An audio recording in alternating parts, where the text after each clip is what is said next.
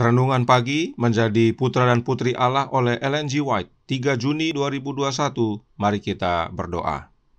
Bapa kami yang di sorga, Allah pencipta langit dan bumi, laut dan segala isinya, Allah yang maha besar, satu-satunya Allah yang benar, yang kami sembah selalu melalui anak-Mu yang tunggal, Yesus Kristus.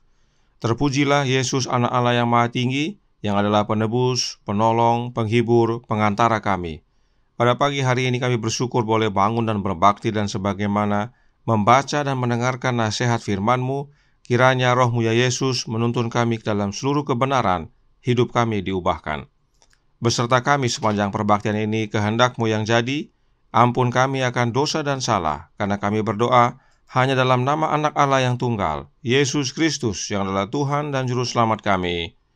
Amin.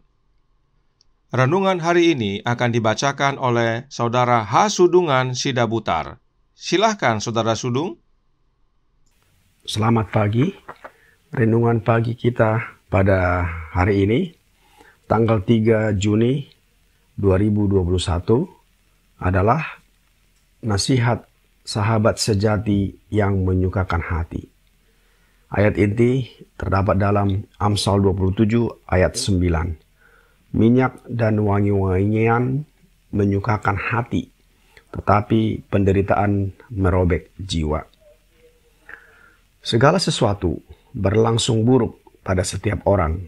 Kedukaan dan tawar hati menekan tiap-tiap jiwa. Kemudian satu pribadi hadir, seorang sahabat yang akan menghiburkan dan memberikan kekuatan, membalikkan segala anak panah musuh yang ditujukan hendak membinasakan. Sahabat-sahabat Kristen tidak sebanyak yang seharusnya. Pada saat-saat pencobaan, dalam suatu krisis, betapa bernilainya seorang sahabat sejati. Pada waktu seperti itu, setan menyuruh wakil-wakilnya membuat anggota-anggota badan yang lemah itu tersandung.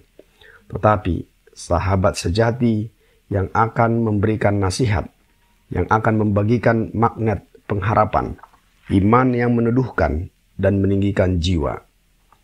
Aduh, bantuan yang demikian lebih berharga daripada mutiara yang mahal harganya. Hidup Nabi Samuel sejak masa kanak-kanak adalah hidup kesalehan dan ketaatan. Ia telah diserahkan di bawah pengasuh Eli pada masa mudanya, dan keelokan tabiatnya menarik kasih sayang imam yang sudah tua itu. Ia adalah seorang penyayang, murah hati, rajin, penurut, dan hormat. Adalah suatu hal yang luar biasa bahwa antara Eli, hakim tertinggi bangsa itu, dan anak yang sederhana terdapat suatu persahabatan yang begitu hangat. Samuel sangat gemar menolong dan menaruh sayang. Maka tidak ada bapa yang pernah mengasihi anaknya dengan lebih sayang daripada apa yang dilakukan Eli terhadap orang muda ini. Betapa mengharukan melihat orang muda dan usia tua bersandar satu sama lain. Orang muda itu meminta nasihat dan kebijaksanaan kepada yang tua meminta bantuan dan simpati kepada orang muda itu. Seperti inilah yang seharusnya terjadi. Allah mau supaya orang-orang muda memiliki kualifikasi tabiat yang seperti itu, sehingga mereka akan mendapat kegemaran dalam suatu persahabatan dengan orang-orang tua, agar mereka boleh disatukan dalam ikatan kasih sayang kepada orang-orang yang dekat dengan batas kubur.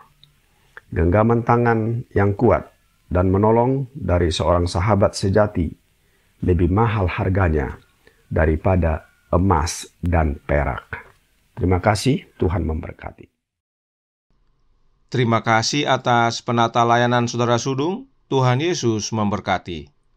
Selamat pagi, saudaraku dalam Tuhan. Renungan hari ini mayoritas diambil dari sebuah artikel yang ditulis oleh Nyonya White untuk majalah Science of the Times tanggal 19 Oktober tahun 1888. Dalam paragraf 3 dikatakan, betapa menyentuh melihat orang muda dan orang tua saling mengandalkan. Orang muda melihat ke orang tua untuk nasihat dan kebijaksanaan. orang tua melihat kepada orang muda untuk bantuan dan simpati. Inilah yang seharusnya terjadi. Allah ingin agar kaum muda memiliki kualitas karakter sedemikian rupa sehingga mereka akan menemukan kesenangan dalam persahabatan yang tua, sehingga mereka dapat dipersatukan dalam ikatan kasih sayang yang menawan kepada mereka yang mendekati perbatasan kubur. Inilah Samuel. Bagaimana Samuel boleh menghidupkan kehidupan yang demikian?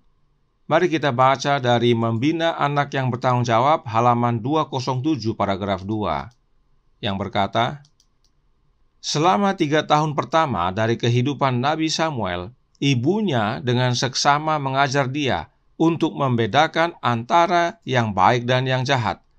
Melalui setiap benda yang dikenal yang ada di sekelilingnya, ia berusaha menuntun pikiran anaknya kepada hal itu. Betapa besar peranan ibu dalam pertumbuhan jasmani, pikiran, dan rohani dari seorang anak. Jadi, mengajarkan tentang yang baik dan yang jahat tidak perlu menunggu sudah besar.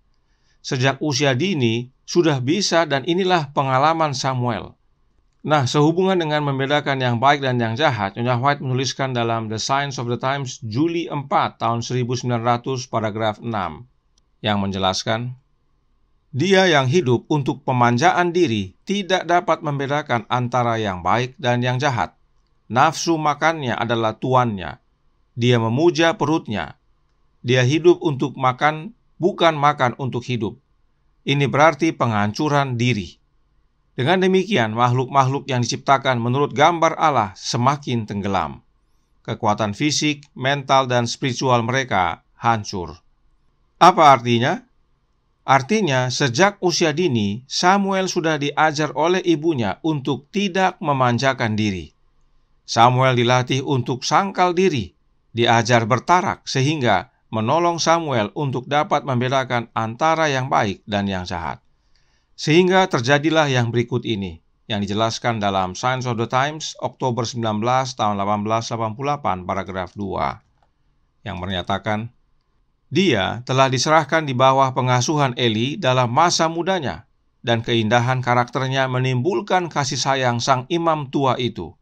Dia baik hati, murah hati, rajin, dan penuh hormat. Inilah karakter daripada Samuel. Nah, apakah karakter indah Samuel ini sekedar usaha ibu dan dirinya sendiri? Tentu tidak.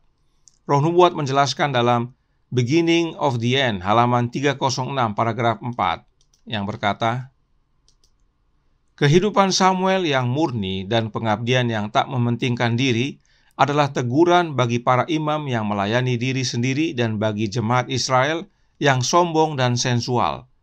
Pekerjaannya membawa segel surga. Dia dihormati oleh penebus dunia. Di bawah bimbingannya dia memerintah bangsa Ibrani. Tetapi orang-orang yang letih karena kesalehannya membenci otoritasnya yang rendah hati dan menolaknya demi orang yang akan memerintah mereka sebagai raja. Kita melihat keserupaan Kristus tercermin dalam karakter Samuel. Kehidupan Samuel itu membawa segel sorga, dan karena Samuel membawa segel sorga, dia dihormati oleh penebus dunia. Nah, siapakah penebus dunia? Penebus dunia adalah Yesus Kristus. Yesus Kristus menghormati Samuel karena dalam pekerjaannya Samuel membawa segel sorga. Dan Yesus sendiri yang bimbing Samuel dalam memerintah orang Israel. Karenanya penting sekali untuk memiliki segel sorga ini.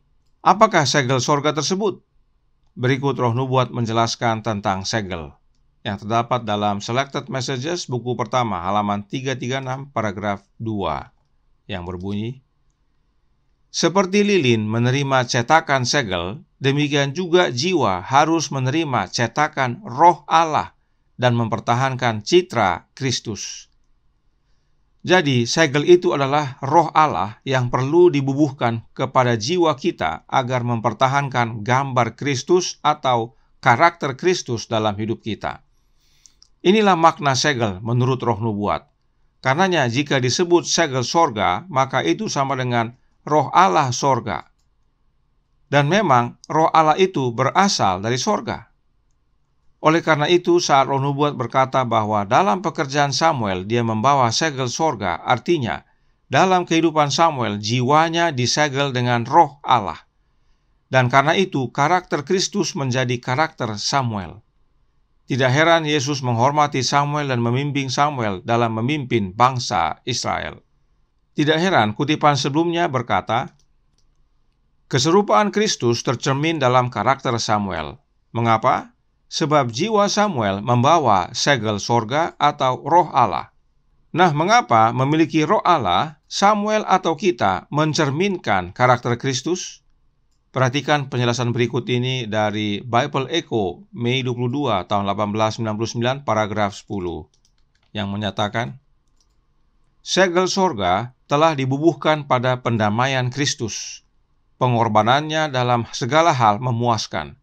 Di dalam Dia, kasih dan kesetiaan akan bertemu, keadilan dan damai sejahtera akan bercium-ciuman. Bapa merangkul anaknya, dan dalam hal ini termasuk semua yang menerimanya. Segel sorga dibubuhkan atau diberikan kepada pendamaian Kristus. Artinya, hanya melalui Kristuslah keselamatan diberikan. Sebab di dalam Dia, kasih dan kesetiaan bertemu, keadilan dan damai sejahtera bercium-ciuman. Nah, karena Yesus memiliki segel sorga atau Roh Allah, yaitu Roh Bapanya, itu sebabnya Bapa merangkul anaknya dan semua yang di dalam anaknya termasuk dalam rangkulan itu. Inilah hubungannya, saudaraku dalam Tuhan. Mereka yang memiliki Roh Bapa dirangkul oleh Bapa di dalam anaknya, sebab Bapa memberikan Rohnya kepada anaknya, dan melalui anaknya kita dapat memiliki Roh Bapa. Dan dengan memiliki Roh Bapa, kita dirangkul di dalam Yesus Kristus anaknya. Kita menjadi anak-anak Allah. Karakter kita mencerminkan karakter Kristus sebagaimana Samuel. Roh Nubuat berkata dalam From Eternity Past halaman 440 paragraf 3 yang berbunyi, dalam karakter Samuel kita melihat pantulan keserupaan dengan Kristus. Eli menyayangi Samuel. Eli mendapati ketenangan dan hiburan dan berkat dengan kehadiran Samuel. Eli dan Samuel sahabat erat, karena Samuel menyatakan karakter Kristus. Sampai-sampai Imam Eli mengasihi Samuel dibanding anak-anaknya yang jahat. Di dalam diri Samuel, Imam Eli mendapatkan hiburan dan dukungan. Itu semua karena Samuel memiliki segel sorga melalui anak Allah yang membimbingnya. Kiranya ini menjadi pembaharuan bagi kita, entah kita orang muda atau orang tua. Penting bagi masing-masing kita memiliki segel sorga, yaitu Roh Allah Bapa, melalui anaknya, agar karakter Kristus terwujud dalam hidup kita, dan kita menjadi sahabat sejati kepada siapapun, baik tua maupun muda. Semuanya adalah sahabat kita. Tuhan memberkati, saya bawa dalam nama Yesus. Amin. Mari kita berdoa. Bapa kami yang di sorga, Allah pencipta langit dan bumi, laut dan segala isinya, Allah yang maha besar, maha kuasa, sumber segalanya, yang kami sembah selalu melalui anak-Mu yang tunggal, Yesus Kristus. Terima kasih atas nasihat indah dari pengalaman Samuel. Dia boleh menghidupkan kehidupan keserupaan karakter dengan Kristus, hanya oleh karena dia memiliki segel sorga, yaitu Roh Allah Bapa. Tuhan, tolong kami agar boleh menghidupkan kehidupan Samuel dengan memiliki Roh Anak Allah. Sebab dengan menerima Roh Anak Allah, kami juga menerima Roh Bapa, karena Bapa dalam Anak dan Anak dalam kami. Karenanya curahkan Anak-Mu dalam hati ini ya Bapa, beserta kami sepanjang hari ini, kehendak-Mu yang jadi, ampun kami akan dosa dan salah, karena kami berdoa hanya dalam nama Anak Allah yang tunggal, Yesus Kristus, yang adalah Tuhan dan Juru Selamat kami. Amin.